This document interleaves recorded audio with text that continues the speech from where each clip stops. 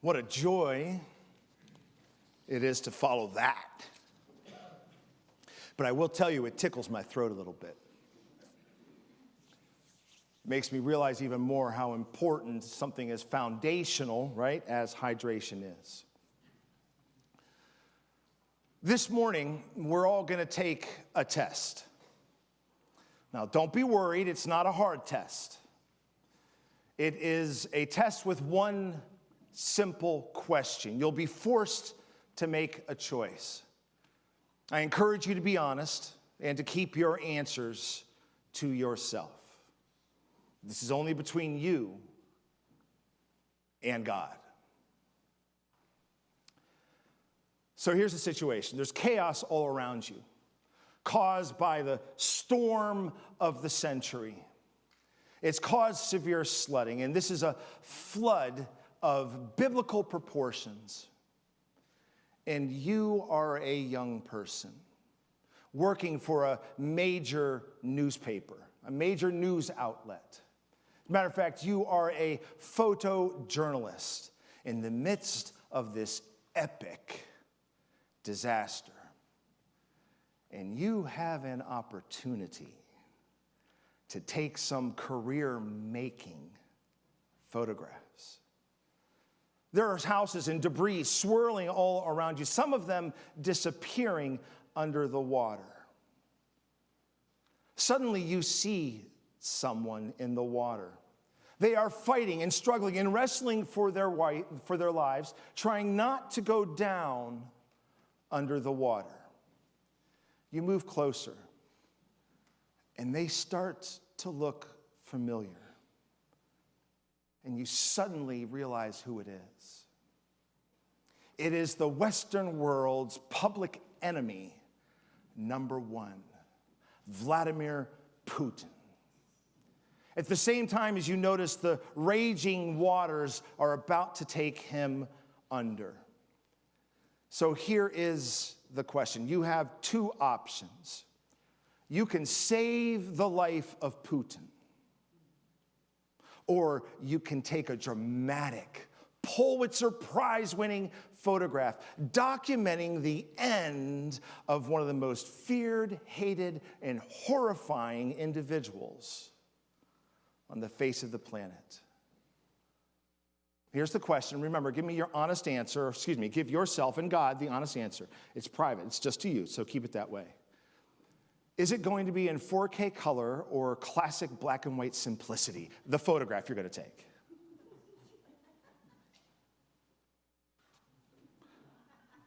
See, when you think about it, it's pretty good.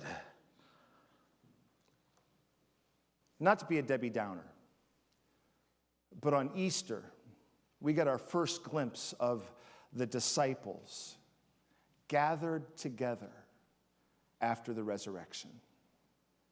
And it's not a very pretty picture.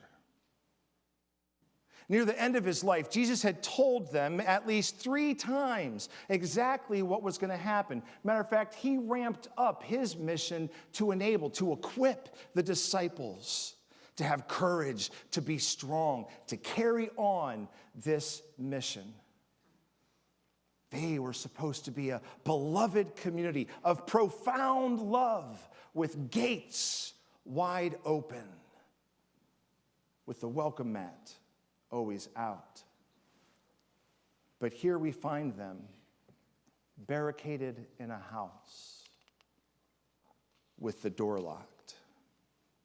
They were supposed to be a beloved community who would go boldly out into the world, doing even greater things, according to John 14, that Christ had done.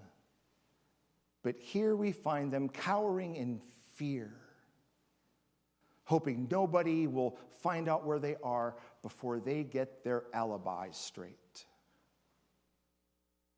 In short, we see them at their worst. Disheartened, scared, defensive, filled with fear. How tragic is it when people shut their doors because they're paralyzed by fear. If we're honest with ourselves, we've been there, and or someone we dearly love has been there. I'll tell you one thing that your session and I are fearful about. It is the impact of the last 10 or 11 years on our youth. Think about the last decade or so. You have the advent of handheld supercomputers within the last decade, where more than half of our country has one of these. Now it's 80, 90%. Within the last decade, you have the advent of social media that is designed and targeted to be addictive for our youth. Then we have the most corrosive, destructive, divisive political climate that this country has seen arguably since the Civil War. And the reason why I don't make it just a decade, right? The reason why I tack on one more year than just a decade is, do you remember how united we were and how this was never, ever, ever going to happen again when Sandy Hook happened? We were going to finally do something and stop this problem. Do you know what's happened since then? You know what's happened since then. The shootings per year since Sandy Hook has more than doubled.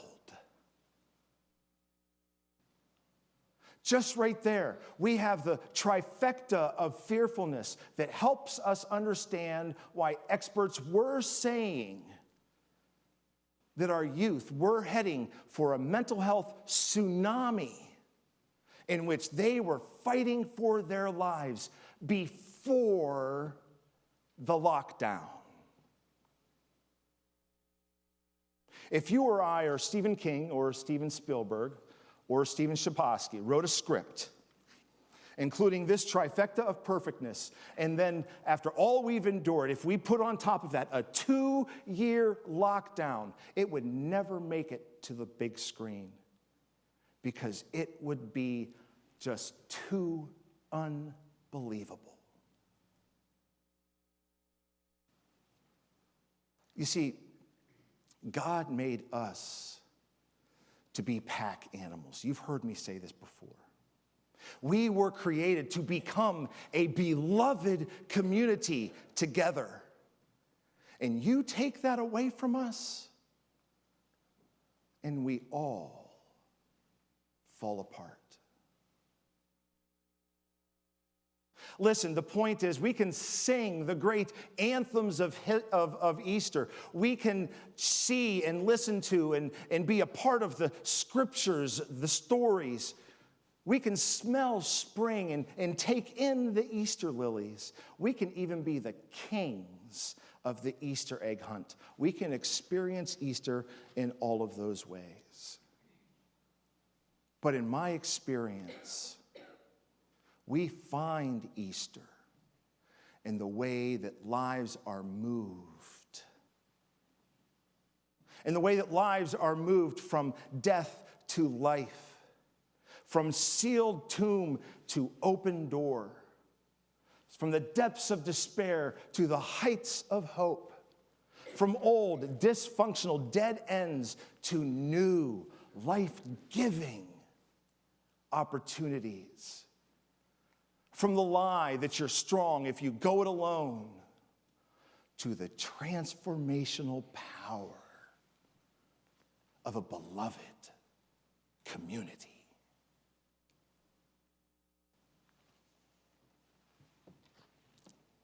We find Easter in a retired couple who during the lockdown discovered that their 16-year-old neighbor was really struggling with math online. This was his strong subject, and he felt called to tutor her, but they would have to keep a social distance.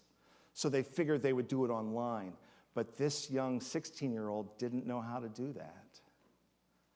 Only at Calvin does a retired person, teach a 16-year-old how to communicate with video conferencing. Anyways, he helped her catch up over the summer. We find Easter in a handful of men who reached out to a young man who was having in the midst of a major depression. I've watched them over 3 years, never leaving him alone, despite all the mental health-induced defiant words and actions and inactions that he has given them. They have stayed by his side. They have poured their resources into his treatment to help him along until they were as certain as they could be that he was honestly confronting his demons and walking with others that could help him along his journey. Truth be told, they still haven't stopped helping him. They're closer than some families I know. We find Easter in a middle-aged couple with one in college and one in high school and a young girl who just after her mother had a major mental health crisis, and this teen committed her to the hospital just after she came out to her family. And her family disowned her and kicked her out. Well, this middle-aged family out of nowhere became a living sanctuary. And they clothed her, and they fed her, and they nurtured her, and they loved her.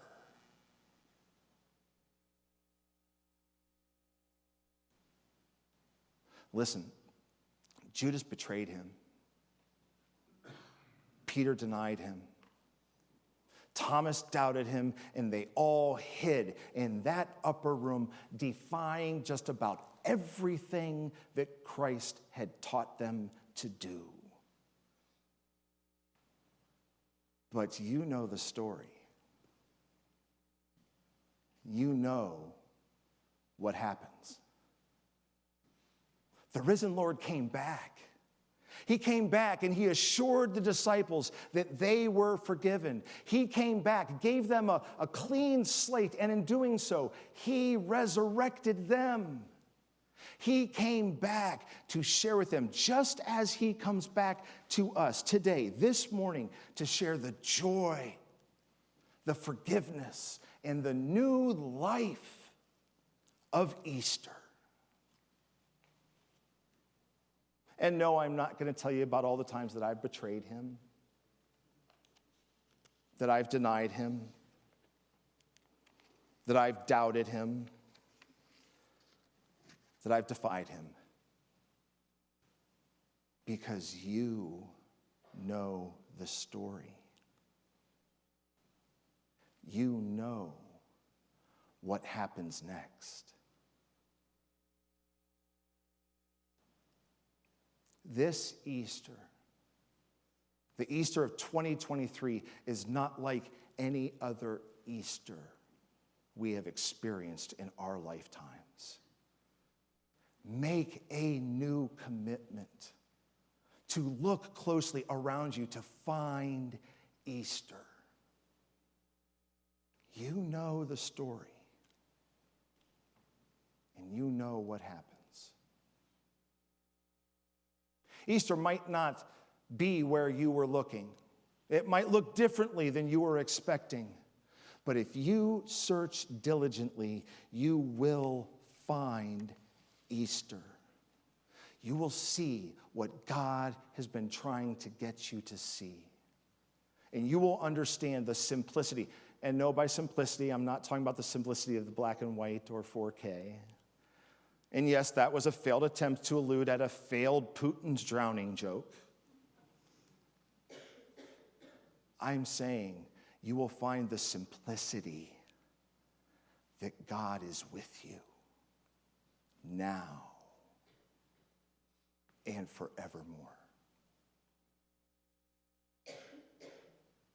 Friends, when we find Easter, everything else falls into place. And we will find beloved community. And we will forge together, wrestle and struggle with, and forge a beloved community. And we will follow a beloved community that meets the needs and saves the lives of 16-year-olds struggling with math, of young people fighting for their lives in the midst of a mental health tsunami, and of young people who have the courage, the strength, and the integrity to come out and find themselves abandoned and homeless. And we will give them a safe sanctuary, overflowing with love and nurturing and compassionate people who will help them find Easter too. Amen?